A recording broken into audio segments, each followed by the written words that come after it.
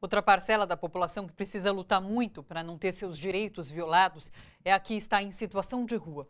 Há 13 anos, no dia 19 de agosto, 7 moradores de rua foram brutalmente assassinados enquanto dormiam na Praça da Sé, no centro de São Paulo.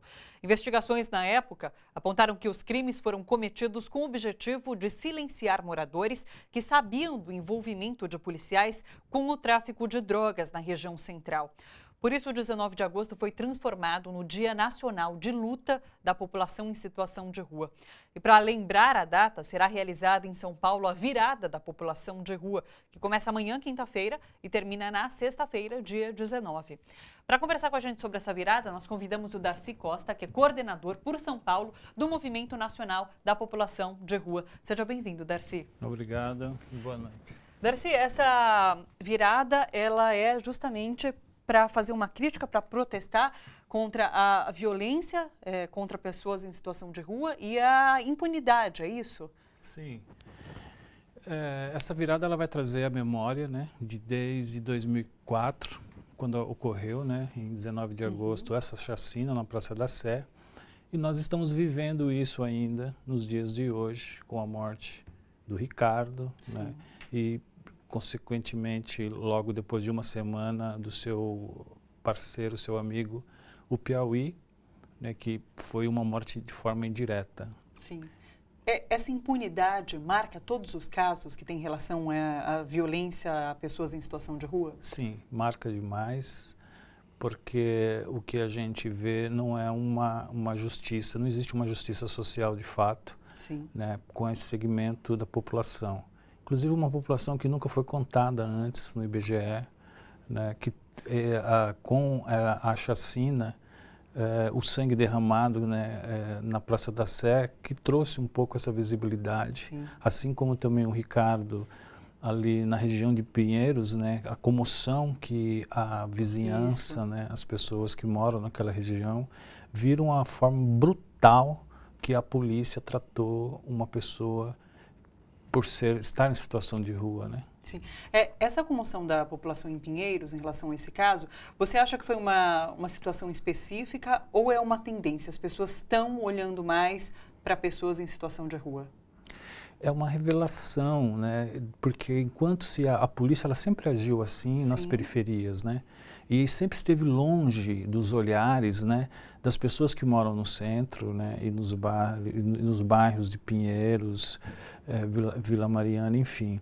Mas quando isso acontece na realidade, quando elas presenciam isso, né, elas se sentem chocadas com a forma da violência que a polícia aborda, né, trata e atira assim sem nenhuma defesa. Sim. Dessa forma. Esse caso foi um caso bastante explícito, né? Muita gente assistiu a polícia matando. É um ícone na nossa história de luta, assim como foram mortos, né, essas 7 pessoas que estavam dormindo na Praça da Sé, né? E ver depois um catador que era muito querido ali na região, era conhecidíssimo ali na região, né? E ver como que a polícia se sentiu intimidada, né, que o policial disse que se sentiu com medo, né, intimidado com a presença do negão e atirou nele, né. E Darcy, nesses 13 anos desde a chacina da Praça da Sé, o que a gente consegue apontar momentos, a situação dessa população? Teve momentos melhores, teve momentos piores? Dá para a gente pontuar isso? Como foi como foram esses 13 anos? Na prática mesmo, né, não houve uma melhora. Né? Mas a melhora que trouxe, uma das conquistas que o movimento trouxe, né, foi o decreto presidencial no governo do Lula, né, do ex-presidente Lula. Esse decreto presidencial, ele ele define o que é a população em situação de rua e ele constitui, então, um comitê nacional que trata de forma intersetorial a questão da política para a população em situação de rua, né, com a adesão dos estados e dos municípios, né, então cria-se, então, o comitê, através das adesões, né. Então, isso foi uma conquista política que o movimento trouxe, né. Uma outra conquista também foi que os catadores também conseguiram se organizar, né? Isso trouxe uma grande geração de renda, mas o que a gente vê ainda nos nossos dias, apesar da conscientização que hoje a população de rua tem dos seus direitos, né? Então o movimento conseguiu trazer isso para a rua, a voz, né? E a posse de gritar e de dizer, não, eu também tenho direito, faço parte da cidade e quero ser tratado também como um cidadão pertencente à cidade. Claro. Né?